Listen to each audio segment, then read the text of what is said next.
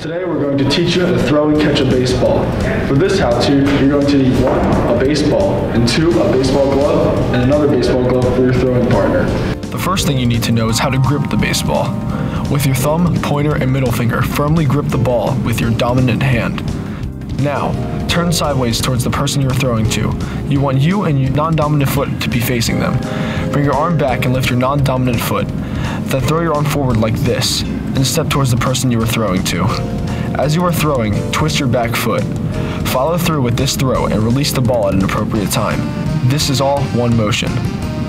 Okay, now that you know how to throw a baseball, you have to learn how to catch a baseball. This is Lucas before he knew how to catch a baseball. This is not how you want to catch a baseball.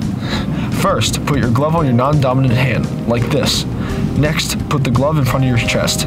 Now, as your partner throws, keep your eye on the ball and line the path of the ball with your glove. As the ball hits your glove, bring it into your chest and close your glove. Make sure to keep the ball secure with your other hand, like this. Now, you know how to throw and catch a baseball. Thank you for watching.